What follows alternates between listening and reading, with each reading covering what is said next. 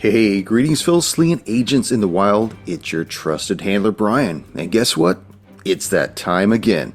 What time you might ask? Well, as you can guess by how you're listening to this episode, it's time for another season to drop.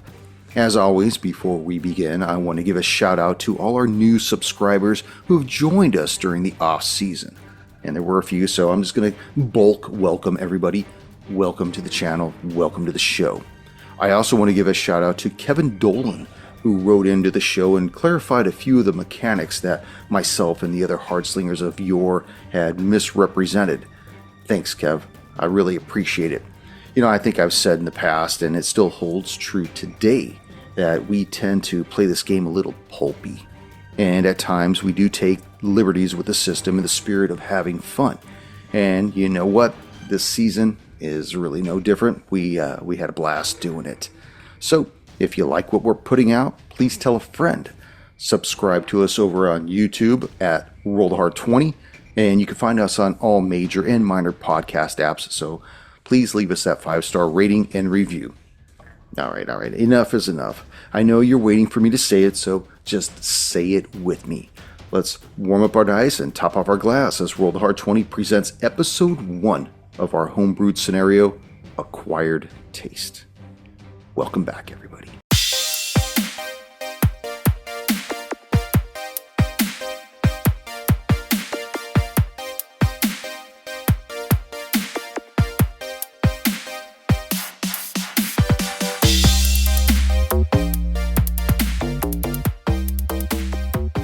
One quick question. I noticed that on my Little Treasures notes, we earned a gold doubloon, and we never used it.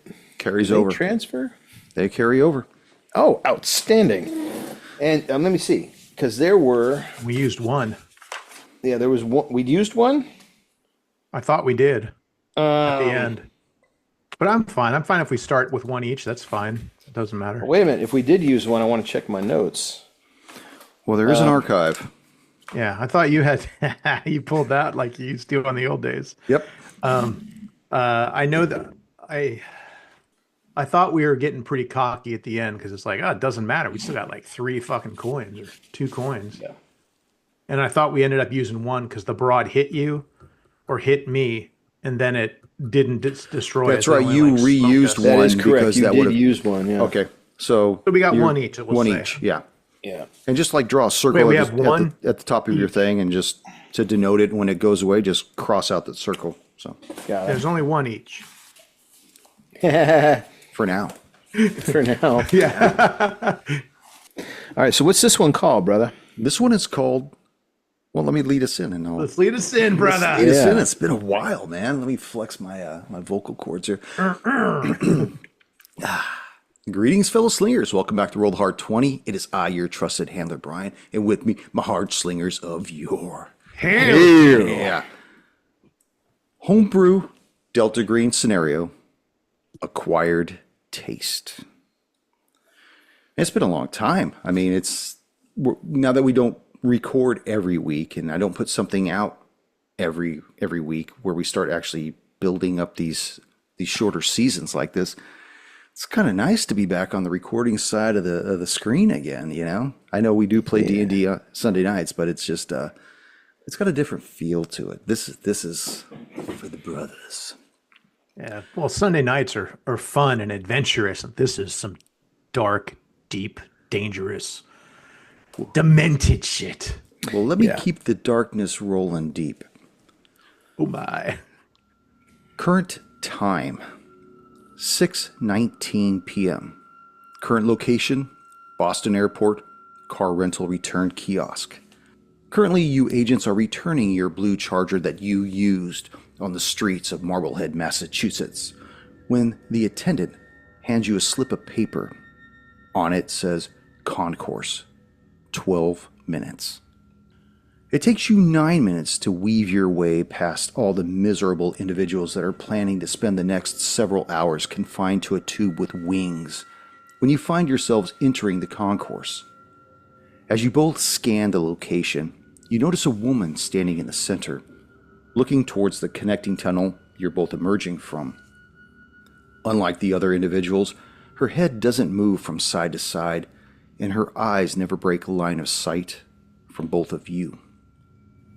She waits, as if wanting you to approach. Ichi looks at the woman. Does she look familiar to Ichi? And I nudge Adesso. You know her? From this distance, she looks vaguely familiar. She's about 5'1", long, straight, dark hair. And even from this distance, you can tell she has rather masculine monos. And both of you agents would recognize her simply as Anna, a woman you knew from your past. Gotcha. All right. And she sees us, so there's no reason to try to be subtle or sneak up and have a fun reunion. Right. So we'll just walk up to her. She looks at the two of you and says, "It's been a while, agents." Yes, it has. It has been a while. I believe the last time we saw you was right around the mission we called Sweetness, if my notes are accurate. That is correct, Polly. I'm just supposed to collect the two of you and bring you somewhere. I'll let your liaison fill you in. She turns her back towards you and just assumes that you're following her as she begins to lead you both through several maintenance hallways until she stops before a door. She opens this door, revealing a part of the airport that's currently under construction. And you see several feet away, looking out onto a runway that's still under construction, Heisenberg. She gestures for the two of you to continue into the room. And as you pass through the doorway, she closes it, leaving the three of you alone. We're still armed, I assume, from our previous mission? That is correct. Okay. With all the goodies that you procured. You procured. Yes. Without Okay, turning and facing you, still looking out on the runway, he says over his shoulder, "Sometimes one's conscience can be an anchor. It can tether you to a point in time that to move beyond it will tear your soul asunder." He turns to look at the two of you and says, "I want to thank you for the closure you brought, not just to the families in Marblehead, but to me as well." You're welcome. I only hope those little treasures can rest well now. Moving on to business. Currently, the agency is going through a restructure. As of immediately, all agents will report directly to their respective handlers, who in turn will delegate all investigations independently of their chain of command. There's been a point of failure in the upper ranks, leaks and compromises, but I assure you this is temporary. So moving forward, I'll be known as your liaison. So with that out of the way, let's get to business. As it stands, I need to send the two of you to Providence, Rhode Island to meet with Dr. Milton Reeves. He's a local medical examiner. Well, I'm glad you stopped us before we boarded our flight. That would have been an awful long flight for nothing. Back to the golden coast of California, just to come right back here. Honestly, I don't think you would have made it back in time to handle what needed to be done. I would have had to rely on the B string, and I don't want to do that. As it stands right now, a favor's been called in, and what we have goes like this. Just over an hour ago, at 5:02 p.m., the police were called out to investigate a disturbance at 11 Macy Avenue in Rhode Island. They arrived at the location to discover a gruesome scene, the dead body of a 13-year-old boy, Jules Kincaid. The police secured the crime scene, while at the same time began their search for 37-year-old Celeste Kincaid, the mother of the boy, who seems to have been taken from the residence. They've also issued a bolo for 42-year-old Owen Kincaid, the boy's father, and Celeste Kincaid's husband. The working theory being pieced together right now is that Owen Kincaid possibly in a fit of rage or otherwise, killed the boy and then absconded with the mother to whereabouts unknown. As of this moment, the police have come up with nothing. Now, Dr. Milton Reeves, the medical examiner who transported the boy's body back to his office for processing, contacted me at 5:46 p.m. He began to fill me in on the unique way in which the boy had perished. This ME is someone who has worked with the agency in the past, and he and I go way back. He's seen some things, but I'm hesitant in saying anything that may bias your investigation. Instead, I want you to go to Providence and speak with Dr. Reeves yourselves, and I'll let you make the decision if this warrants the agency's involvement. After he finishes, he extends 2 boarding passes towards you, and for the first time you notice a golden ring on his small finger. On it has a motif of 3 winds in a concentric circle, one feeding into the next and looping into each other. It's something you don't remember seeing in the past. Each probably would recognize the symbol if it's done in the Japanese style, the kaze.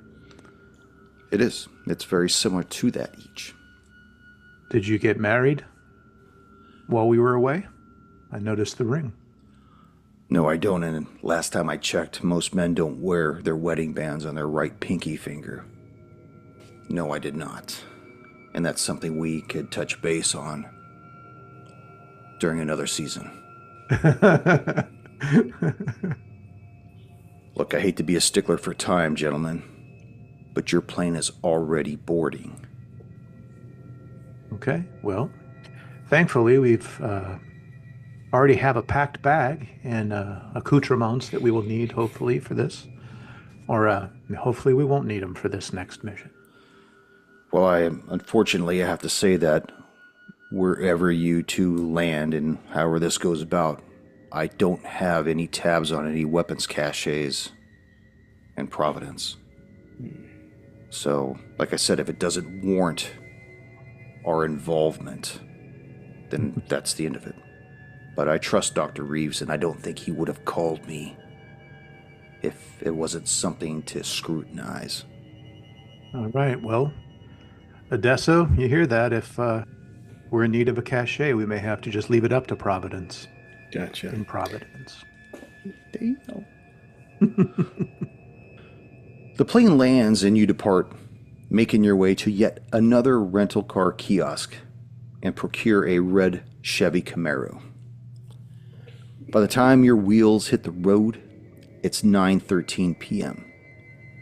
You pull up the address for the medical examiner's office and begin your trek. The air is cool and crisp, as the overcast skies of Providence have all but blotted out the full moon and stars. The streetlights give off a diffused glow, but not enough to increase visibility beyond 50 feet. Street traffic is light, and pedestrian traffic is non-existent. As you navigate your way through the foggy streets of Providence, you find yourselves at the corner of Orms Street and Charles Street. And as you exit the car, you hear a train horn blaring on the opposite side of the medical examiner's building. Time right now is 9:32 p.m. Okay. My guess is it's probably not anybody there and it's closed. Do we have a phone number for our ME contact so we can call them and tell them to let us in? Because I'm going to assume that the ME's building is a government building that will be locked for certain hours. Well, ironically, several of the lights are still on. Okay. There's always somebody there, it seems like, because crime doesn't seem to sleep either. You see that the first floor, the lobby floor, the lights are illuminated through the glass panes, even though it's tinted windows. And you see several office windows on the second, third, and fourth floor are illuminated sporadically as well. Got it. Let's enter and go find Dr. Milton Reeves. Okay. As you enter the medical examiner's office, you see that there's an older woman with gray-streaked black hair sitting behind a desk. The name tag on her shirt says Susan Harbor, Lobby Director. We'll walk up. And you said it's evening time, right? Yes, 9:32 p.m. Hi, good evening. Oh Miss Harbor? Mrs. Harbor? Ms., I'm sorry. Afraid I'm still single. Well, I'm sorry to bother you so late this evening, but my associate and I were told that we were supposed to meet with Dr. Milton Reeves. He had called and asked about us, and so we're coming to see him. Oh, yes. He did mention that there would be some associates wanting to speak with him. He's up on the second floor. I will key you into the elevator, as after hours it does need to be accessed that way. Okay. She punches in something. You hear the elevator at the back of the lobby ding, and then the doors open. You enter the elevator. Doors close silently behind you. A few moments later, the courtesy bell chimes as the elevator doors open onto a long hallway. You see doors line both sides, and you could see about halfway down a man leaning against the wall, looking down at something in his hand. Okay. I'll do a little throat clear as to not startle him. So Dr. Milton Reeves here. He looks up, and you see that he's not in a lab coat. He's in jeans. He's in a cardigan sweater. He's got a full beard, wire-rimmed glasses, long sandy blonde hair, and a full beard. And he just looks at you kind of quizzically. Dr. Reeves? He's probably about 35, 40 feet down the hallway, but he's outside of any of the rooms. He's leaning against the hallway wall. Oh, okay. Well, we'll walk up then and Yeah. introduce ourselves. Well, we'll not necessarily introduce ourselves. Well, yeah, we'll do that. We'll walk up. No need to. I don't think we should be flashing our badges necessarily. Do we need to do that, Tone? No, He's the we're friend of here from Heisenberg. Heisenberg. This is an insider contact. We should Yeah. just be able to introduce ourselves, is my thought. As you Okay. draw closer to him, he puts what was in his hand in his pocket, Okay. and he looks up at you with these piercing blue eyes behind these glasses, and he says, are the two of you here to see Dr. Reeves as well? Yes. Yes, we are. I take it that you're the agents assigned to investigate the boy's murder? That is correct. And this time, Polly will pull out his FBI credentials. And I'm sorry, I haven't had the pleasure. Your name? My name is Michael Collins. I was asked by Dr. Reeves to wait outside and talk with you when you arrived. And you're with which department? Well, actually, I'm an investigator. Although I'm not in an official capacity, I believe my talents might be of help with your investigation, though, agents. Which is why I believe that we should work together, and I don't believe that Dr. Reeves knows that we're together. That's why he wanted me to wait for you to arrive. So Gotcha. So are you affiliated with a particular outlook, maybe a little greener than we would anticipate, especially during this time of year? Agent, I'm not familiar with that. I'm actually I'm a writer of sorts. I chronicle certain events and persons of interest. Oh, are you a reporter or a private investigator? Oh, no. I write literature relating to, he kind of looks up and down the hallway, cryptids. And I'm currently researching data for my latest book, The Monsters Amongst Us, Part 2. Have we heard of this book by chance?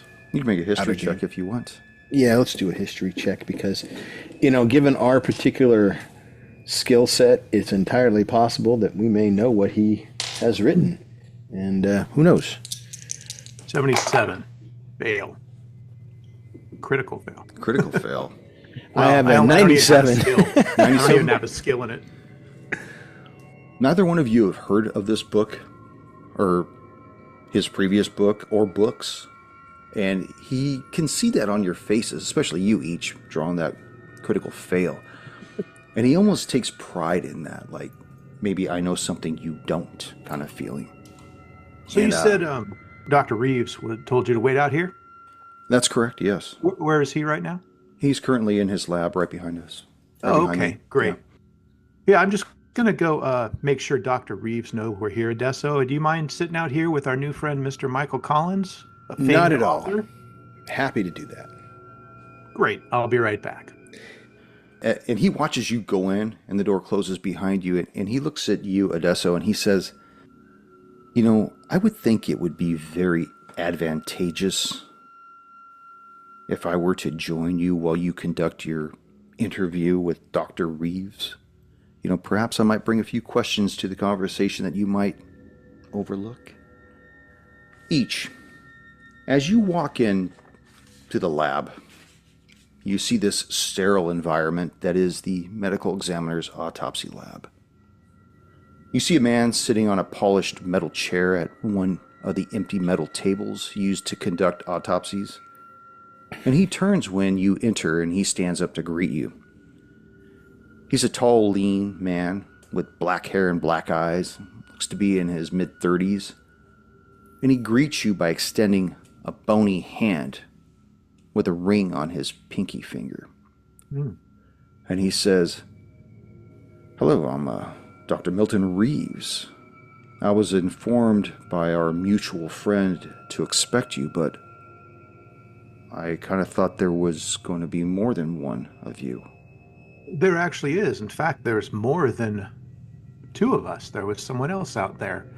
I merely came in here to make sure everything was okay with you. Oh, is Mr. Collins with you? He's not with us, but he was waiting out front for us. So I thought it would be good due diligence to make sure that you were safe before we came in and talked with you. Do you want him in with us? Is he of some note to you? Are you familiar with his works? I am familiar with his works, in fact, but he hasn't been read in, so at least he wasn't told to me by our friend to expect him. I was told to expect Agent Each, and I'm assuming that you're Agent Each and your partner. What makes you say that? I'm just joking. little bit of a brevity there. That's a nice ring you have there too. Is it any significance? He kind of starts rubbing his fingers to kind of cover it, but you can see that it's a golden ring with a motif that has 3 wind symbols all in a concentric circle feeding into each other. He's like, "Oh, you know, it's just it's an old ring that an old girlfriend gave it to me years ago, and I can't let it go. I just really like it, like the design." I understand. Yes, I just noted the symbol. It's of perhaps Chinese or Japanese origin. So, as you know, since I'm Agent Each, I know these sort of things. I'm just playing with you. Would you allow me to bring our other friend in? And would you want this other person involved as well? As you said, he hasn't been read in, and you know what happens to people who are not in the know. Or could happen. Could happen. He looks at you pondering, and we cut to Agent Adesso out in the hallway. Always good. Polly, you're standing next to this man, and he looks at you and he says, "You know, Agent, I believe we're after the same thing. And what would that be? Whoever killed this boy and wherever his mother might have been taken to." Well, Mr. Collins, is it? I understand. Yeah. This is an official FBI investigation, and unfortunately, we can't leave details to the press or whoever it is you're representing, even if you're working for a private magazine or whatever it is, a blog or whatever. We just can't share details with anyone. And since you don't have the proper security clearance and you're not with law enforcement, I'm afraid you're going to have to leave. He looks at you and he kind of looks down towards the elevator and he grabs you by your upper bicep and he kind of leans into you and he says, "Agent, I know what the officers at the crime scene said. I overheard them. I could be very advantageous to your investigation. I want you to make an instinct check. Okay. Instinct check. This guy stinks. 58 under 75. This man, Michael Collins, he seems to be in the know. Seems like he could prove to be very advantageous, but he also seems like it's possible he could be a devious man as well. That he might be hiding something, possibly something personal. He's doing his best to be part of your investigation. At this point, Agent Each pokes his head out of the door. Adesso? And Yes, Agent Each. And Mr. Collins, the doctor said he's okay to talk with all of us. Each, we want him in there with us. Well, the doctor seems that he may be of some help, and as you know, we're here to solve an issue. Right. Okay. Very well then. He looks at you, Adesso, and kind of winks like, we got this, partner. Let's get on inside. Agent Each, is it? Please lead the way. And he cuts in front of you, Adesso, and just starts following Each back into the autopsy lab. It's Agent Kimura. My apologies, Agent Kimura. Please lead on. Let's go. I didn't even notice. He follows you back into the autopsy lab, leaving Agent Adesso out in the hallway to follow and bring up the train. Choo-choo. Oh, that's a good thing. I may have to kill this guy, so. Let's be behind him. Yeah. Adesso, you get your look at the medical examiner, as I described. Tall, lean, black hair, black eyes, mid-30s. He looks at you, extends his hand, greets you as well, introduces himself as Dr. Reeves, and then he starts beginning. He says, like I told our friend, I have a body of a young male, 13 years old. It would appear that he's been pierced in the chest with a sharp wooden object. I extracted the splinters from the body and set them aside for further analysis. He points to a small glass receptacle over on the counter. At this point, Collins speaks up and asks, who's our mutual friend? He's our mutual friend, not yours. Reeves is just remaining quiet, letting you guys go forward with this. He's not saying anything. Huh. Okay. Continue, Doctor. Reeves kind of looks at the two of you to see if that's okay to continue what he was saying. All right, Doctor, please continue. Yeah. As I was saying, preliminary inspection of the wood suggests that the wood is old. I used our X-ray fluorescence spectrometer and found the splinters coated with layers of mercuric chloride, copper sulfate, and zinc chloride. Now, I took a little bit of research, but although rarely seen today, centuries ago, craftsmen used these chemicals in conjunction to preserve wood. Restoration craftsmen and antique dealers are known for still treating their inventory with this kind of preservative. My guess is, judging by the layered treatment on the wood, it's possible that wherever these splinters came from, that the main body of it's probably hundreds of years old, but what do I know? I'm not an antiques guru, I'm just a doctor. So this piece of wood, was this a random jagged piece of wood from a tree that was struck by lightning? Is it a table leg? Is it a shaved, carved stave? Like, what are we talking about here? Sacrificial? Accidental? Well, the splinters are maybe a ½ inch to maybe a ¼ inch long, maybe an 1/8 inch to a 1/16 inch in diameter. There's not enough of them for me to make an accurate description of whatever this thing came from. Only that the wood itself has been treated. Probably from the outside of whatever the source came from. I'm sorry, I thought we had the implement as well. No, these are just splinters of it. Whatever caused this wound is still out there somewhere. Mr. Collins, you had spoken to the investigating officers. Did they recover a weapon of any kind? Oh, did I say I talked to the investigating officer? No, I just overheard them. I'm sorry. I didn't mean to mislead you that way.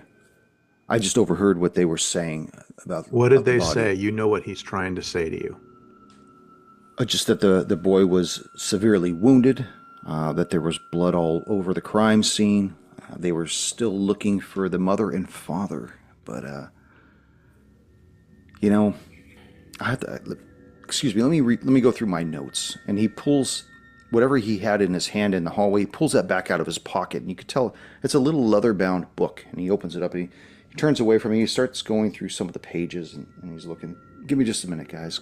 Please continue without me. I'll be with you in just a moment. I'll keep an eyeball on him as well. Okay. Just to make sure he's not taking photos or, recording something. Doctor, what was the location, or what is the location of the stab wound? It was in the chest. Let me finish going over a little bit of this, Agent, and if you want, I'll let you read the chart, and then I'll take you back to see the body. Got it. As you know, as is protocol, I pulled blood from the body and found it was devoid of white blood cells. And it's possible the boy could have been suffering from some kind of a virus that was overwhelming him prior to his death. But like I said, this is just a preliminary report. These things, either by themselves or even together, may seem unusual.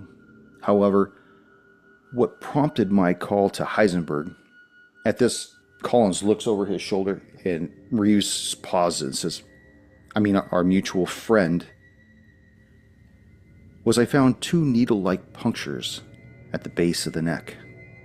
I have the boy's chart. I would like for you to look at it before I lock it away. As he hands it to you, he says, as for the cause of death, pick one. Any one of these, and he waves the jacket in front of you, would have done it. Do you have an estimation of how the injuries occurred in sequence? Because maybe we could figure out, okay, he would have died from any one of these, but which one of them was first, which one was last? It's possible the absence of the white blood cells could have been first. I could definitively tell you that the puncture wound in the chest would have been the last.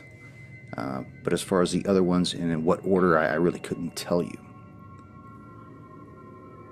Who does he hand the chart to? Well, I'm over more by... Yeah, Polly will take it. Make an observation check each. Okay. 18. Under 70, yes. You notice that Michael Collins, as he's reading this book and everything, as soon as he hears the word Heisenberg, he jots the name down in the margin. Mm-hmm. And then he pauses as he's waiting to see if the doctor says anything else.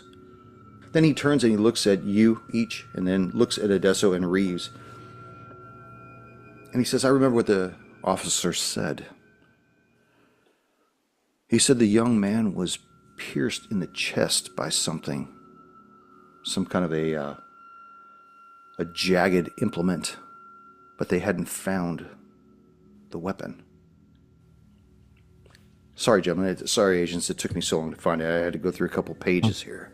Well, based on what you've heard so far, we're looking at neck wounds with 2 little marks and something sticking through the chest that has wood splinters. What do you think this is a vampire? Are we dealing with Nosferatu here, Mr. Collins? And I'll try to snatch his book while he's... Make a dex check as I make mine. Okay. And is that just a... Oh, okay, I see. 16. I got to look at If mine. each succeeds, 16 under 75. if each succeeds, Polly will step in between him and Collins to prevent Collins from snatching the book back. You won't be snap able the to. book from his hand as he goes to pull it back. Okay. And I'll just look at the book that had the Heisenberg name on it, and I will tear that page out and hand it back to him. Thank you. Yeah, that's okay. Points to his temple like, I got this. I'm okay. Yeah, well, what I'll do is Cut his head off.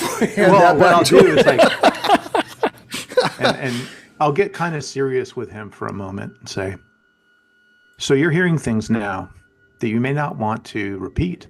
or put down in print. And you know that little tap to your head? You'll be getting one of those if I ever find out any of this is getting out there. Do you understand what I mean, Mr. Collins? And I'll tap him on his head. He takes it, adjusts his wire-rimmed glasses, and looks at you with these piercing blue eyes and says, I understand, Agent. And if I could illuminate and illustrate for you what I know and what I've seen, you wouldn't threaten me. You'd be welcoming my help. You're very welcome. And I'll crumple up the paper and kind of smell it and go, but I have your scent now. He takes it back and just puts it in his pocket. Doesn't unfurl it or anything. Okay. So who Odesso, did you take the chart then of Yes. the boy? It says body identified as Jules Bernard Kincaid, 13-year-old male, 5'7", 135 pounds, blonde hair, blue eyes, features of note. The mid-chest has a jagged perforation, 1 to 1.5 inches in diameter. Splinters found around the hole in chest and heart suggest some form of wooden weapon was used. You see that there's a picture paper-clipped to it. Shows this jagged wound. The text continues. 2 small puncture wounds appear at the base of the nape, 2 inches apart from each other. You see that there's another picture as well that shows this of these 2 tiny piercings. Look to be recent, perhaps at the time of or just prior to death. Blood tests show body is devoid of white blood cells. No other scarring or mutilation. Time of death around 5 p.m. and it has today's date on it. Dr. Reeves looks at the 3 of you and says, as of yet, I've withheld certain details from Detective Kershaw of the Providence Police Department regarding what I've discovered with the boy's body. But I'm telling you, it won't be long before I'm going to have to disclose it, no matter how strange it may seem. So perhaps it's not a bad idea if you met with Detective Kershaw first. You know, soften this up, prep the landing. You understand what I'm saying? Yes. Very What did well. you find specifically remarkable besides the lack of white blood cells? Oh, you mean other than the giant hole in the chest and the 2 piercings at the base of the nape? Perhaps I shouldn't have contacted Heisenberg, you know? Maybe I was overstepping my boundaries. Well, a stab wound to the chest that's fatal, made with a wooden stake, is in and of itself unremarkable. 2 puncture wounds to the back of the neck, again, in and of themselves, unremarkable. The lack of white blood cells is remarkable, but I'm not seeing a connection other than these things. What do you think? Gentlemen, in this world, we know when something is of this world and not, and we do not get called up if it's not. Isn't that right, Mr. Collins? These things are among us? Isn't that what you write about? Amongst us. And as he's saying this, he's walking closer to you each, and he kind of leans next to you, and he kind of folds his arms. He's like, you know, I really thought your partner would have been a little bit more open-minded. I mean, He opens minds a lot, trust me. When you get to know him, your mind will be opened. well, let's just hope that he directs his angst in the right direction. As long as the sight lines up, he will. Look, agents, I'm not interested in getting in a pissing match with you guys. I concede to your authority, and I'm okay with that. I'm merely here to help lend you support. Like I said, I believe that my experience and my knowledge can really help you along the way in your investigation. Okay, let's tap into that right now. You've heard what the ME said. You tell me what I should be looking for. If I had to take a guess, I'd say that we're dealing with a mist walker. Okay, you got me there. A what? He looks at you and he pulls a book out of his other pocket, and it says, Volume 1? it is... He pulls out a I can't remember Kindle. what the You first mean. book was called. It says, The Monsters Amongst Us. Volume 1. Hey, And he Blue. hands it to you, and he just kind of goes and stands in the door. He's all, there's an appendices in the back in case you need to look at that too, Agent. You have this on Kindle, perhaps? Yeah, that would be cool. I'm getting it on Audible. I got the well-renowned Samwise Didier is going to do the voiceover for it. Huh. Well, if you need artwork, I hear we have some contacts with someone named Eugene the Wise, if you're familiar. He's in chapter 2. He didn't quite make chapter 1, but he's in chapter 2. Yeah. Okay, so Mistwalker. What is a Mistwalker? I'm not going to say it in front of the doctor. I don't know if he's been read in. I think we're okay with the doctor. And I do The believe... doctor asked for us. Yeah. You shouldn't worry about anything about being read in. Do So I have to anything you can... spell this out for you? Please. We're dealing with some kind of a vampire of some sorts or something. I don't know. It just it doesn't strike you as strange, possibly a werewolf. Well, don't Or think about us. lycanthropy. Think about the listeners. They want to know. It could be. We could be dealing with a werewolf. We could be dealing with a vampire. We could be dealing with some kind of a troll of types.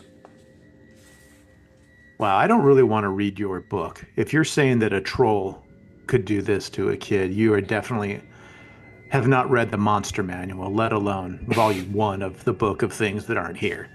Make an intuition check. Okay. Both of us or just Sammy? Either one of you. You guys are both kind of grilling him. Yeah. Well, we need to make sure he doesn't break. 30 under 57 75. So that would be a critical success, right? Or no? 33 would be a critical success. Yeah, I got a 57 under 70. You both are very wise, and you know that he's fucking with you right now. Okay. He's doing it intentionally. He's actually trying to feel your barriers and your knowledge at this point. All right. But well, he's not stupid. He doesn't. Right. He doesn't come off as stupid. He comes off as very. He's got a lot of guile. Like he knows what's up. Well, all right, Mr. Collins. When you're done screwing around, what do you think? Tell us what you think. You're here for a reason. Because if you're not here for a reason, then we're going to have a problem. Doctor, do you want to show us the body? The medical examiner looks at the two of you. What are we doing? Please. What are we doing, agents? Are we going to keep doing this, or you want to see the body, or you want me to leave the room? No, we'd like to have you here right now. Yeah. But yes, I take agree. us to the body. Okay. So Dr. Reeves looks at the three of you, reaches into his lab coat, and pulls out a ring of keys. And he says, well, if you agents want to follow me, we could, we'll go across the hall to the refrigeration room. And so he leads you out, goes to the door directly across, puts the key in, and turns it, and says, I hope you're not squeamish. With that, he opens the door, and your faces are buffeted by a wave of refrigerated air. He flicks on the light switches, and you see 10 metal tables forming 2 rows in the center of the room. 9 of the tables have large, zipped-up black bags atop of them, but the 10th table has a black bag that is flat and unzipped. The doctor leaves the key in the lock and runs to the 10th table and looks back at you and says, I don't understand. He was right here. I left him right here. Make an observation check. 16. I'm glad because I rolled earlier and I rolled an 86 because that was for my sanity and I would have failed. I figured we were going to see a dead kid. You notice that the door on the opposite side of the room is not fully seated in the jamb. When was the last time you were in here, Doctor? Maybe 2 hours ago. That's when I Okay, willed well. him in here. He was zipped up tight on the table. So that means whoever took him has a 2-hour lead on us. I'm going to do a quick Adesso. I'm going to go look to see if there's anything real quick. Maybe this just happened. Right. And so each is going to, do you want to follow or do you want to stay here with the doctor so he doesn't lose sanity or kill himself like they always do? Yeah, the Emmys have a tendency to do that, don't previous they? Episodes. Yeah. All right, I'll stay with him then. So I'll make my way through the doors. Okay. You go out the door on the opposite end, and you see that there's another hallway on that side. It looks like it doesn't connect to the elevators that were in the original hallway that you originally came into the room from. You look to the left, you see that there's more doors to your left. You see to the right that there's lab technician tables. You see beakers, all kinds of Bunsen burners that are off, just sinks, well, cabinets and stuff. But at the far left, where all the doors are, you notice that the window is up and open. Okay. Am I within shouting distance Of who? of the doctor and Adesso and all that? Yeah, I'm assuming that you went left, you went to the right, you went to the left, and everything's kind of has an echo feel to it. Well, I'll just yell, Adesso, window open, and I'll go over instead of texting it to him, Right. I'm trying to pursue and hopefully see someone fleeing with the body of the boy, or he's floating out there like Salem's Lot or something. Okay. You run to the window. Odessa, what are you doing? I'm checking the doctor. He doesn't. My guess is he does not appear to be skittish. He's just as surprised as we are. Are there any other exits in the room? No, there's the only other exit is across from the entrance. And by the way, I'll cut this part out. This is an actual autopsy lab that I took a... Where you send all your bodies. I got it. Yeah, well, it's just part of the rendering that I found what an autopsy lab looks like. So I wanted to get the schematic right. So there are two entrances: the one we came in and another one that someone left out of. That's correct. Okay. Any windows? Not in the autopsy lab. Okay, That'd be sucky. Yeah, that would be rather odd, but Somebody's whatever. waving this dead arm. Yeah. Hi. Yeah. All right. So our guy's just as surprised. How many? Does it look like any other refrigerated storage are open or have been tampered with or have any marks on the handles? Like a bloody handprint or something obvious like that.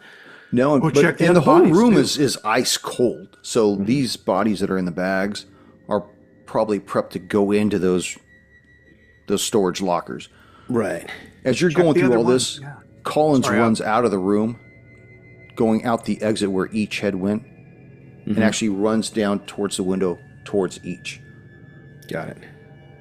My guess is each is going to pick him up. Is there anything remarkable about the other storage things? What other storage things? You talking about the bags? Yeah. Is there anything remarkable about any other storage unit in that place? What I'm looking for is scratch marks on the handles, a bloody handprint, anything else that would indicate that somebody either got out or went in. Tony, 'Cause see if if it's all safe and cool, have the then doctor fine. check and see if any other bodies are missing. Yeah, good call. Okay. I'll tell him that, and then I'll tell the doctor to do that, and I will go out to meet with each. You're going to leave me alone in here? And he starts unzipping the bags. He's like, Agent, what? I'm unarmed. And he zips all 9 bags, and as you're going out in the hallway, he's still doing his thing.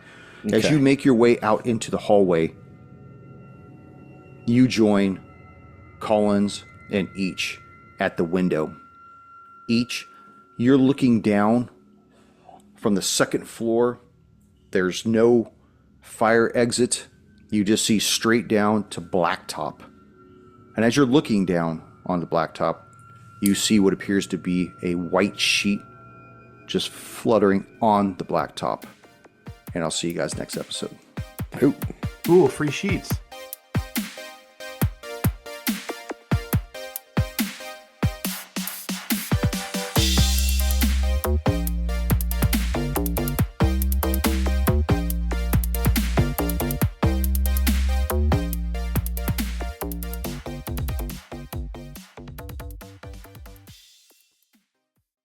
Agent Each, is it? Please lead the way. And he cuts in front of you, Adesso, and just starts following Each back into the autopsy lab. It's Agent Ichimura. Ichimaru. I'm sorry. It's Agent Ichimaru. Yeah, it's Agent Ichimaru. It's actually Agent Kimura, but we're not going to stand on brevity. Shit, I want to give it. Well, I want the Say it again. Say it again, Joe. This will be our blooper for this episode. Yeah, okay. God damn it. It's Agent Fuck. What's his goddamn name again, Sammy? What's that Agent Kimaru? What? Agent. Oh wait, he's only half, so he's what?